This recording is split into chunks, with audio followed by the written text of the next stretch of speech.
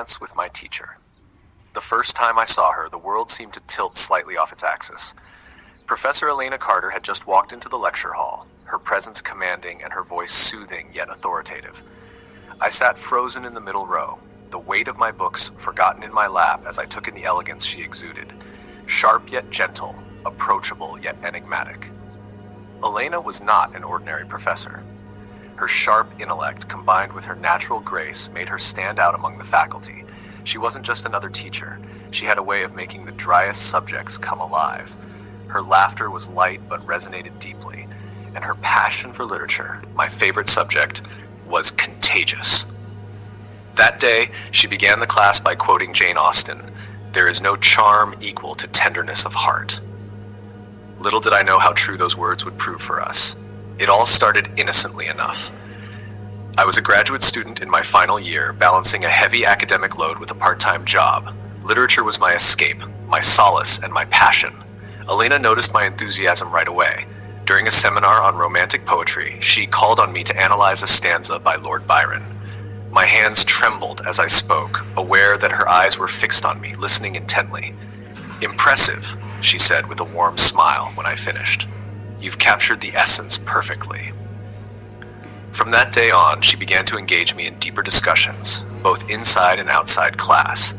At first, it was purely academic. I'd linger after lectures, asking her opinion on different interpretations of Tennyson or how she saw the role of love in literature. She always answered patiently, her eyes lighting up as she shared her insights. But then, the conversations started to shift. One evening, as I waited for her in the office to return a graded paper, she caught me staring at the framed photo of her on her desk. "That's from my trip to Italy," she said, startling me out of my reverie. "I went there last summer to visit Florence. Have you been?" "No," I admitted, "but it's on my bucket list. I've always wanted to see the art, the history." I hesitated before adding, "and maybe find inspiration for writing." Her smile was soft but unreadable. "If you ever do go, make sure to visit the Uffizi Gallery. It's breathtaking." It was a fleeting moment, yet it left an indelible mark on me.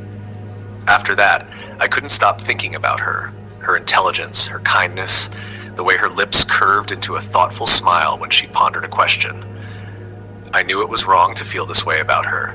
She was my professor after all, and the boundaries were clear. Yet, my heart had already begun to blur those lines. The turning point. The turning point came during the winter break.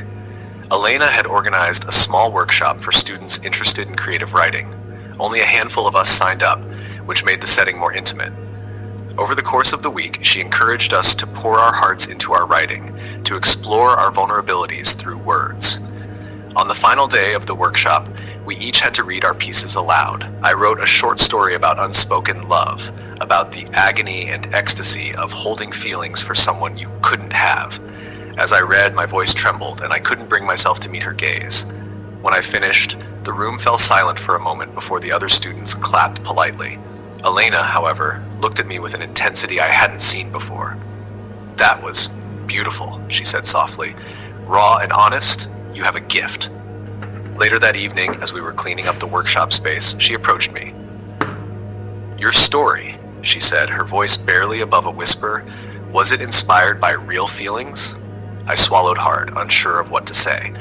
Her eyes searched mine, and for a moment I felt like she could see right through me. "Maybe," I admitted finally, my heart pounding. She hesitated as if weighing her next words carefully. "If you ever want to talk about it, I'm here. Not as your professor, but as someone who cares." The confession. Weeks passed, and I tried to suppress my feelings, but they only grew stronger. One late evening, after submitting my final paper for her class, I found myself lingering outside her office. The hallway was deserted, the silence punctuated only by the ticking of a distant clock.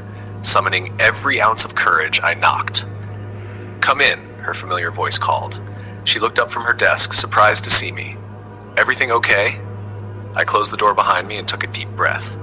"Professor Carter, Elena," I corrected myself, my voice trembling. "I need to tell you something." Her expression softened, but she said nothing, waiting for me to continue.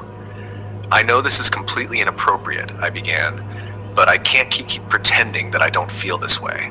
I admire you, not just as a teacher, but as a person. You've inspired me in so many ways, and I think I'm falling for you." The words hung in the air, and for a moment I regretted every syllable. But then, to my astonishment, she rose from her chair and walked over to me. This isn't easy for me to hear," she said, her voice trembling slightly, "because it's not something I can ignore." My heart raced. "What do you mean?" She hesitated, her eyes searching mine. "I mean that I've felt a connection too, but it's complicated. There are rules, boundaries, and this could cost me everything. I don't want to jeopardize your career," I said quickly, but I couldn't keep it to myself anymore. She reached out, her hand brushing mine. "I appreciate your honesty, and I need time to think about what this means for both of us." The forbidden journey. The weeks that followed were a whirlwind of emotions. We agreed to maintain our professional boundaries, but there were stolen glances, lingering touches, and quiet moments that spoke louder than words. Eventually, after I graduated, we allowed ourselves to explore what had been simmering between us for so long. Our relationship wasn't without challenges. We kept things discreet, knowing how fragile it all was. But through it all, we found joy, laughter, and a love that felt like it was meant to be. Elena taught me many things about literature, life, and the importance of following your heart. In the end, our love story wasn't just about breaking boundaries. It was about finding courage, embracing vulnerability, and cherishing the moments that make life worth living.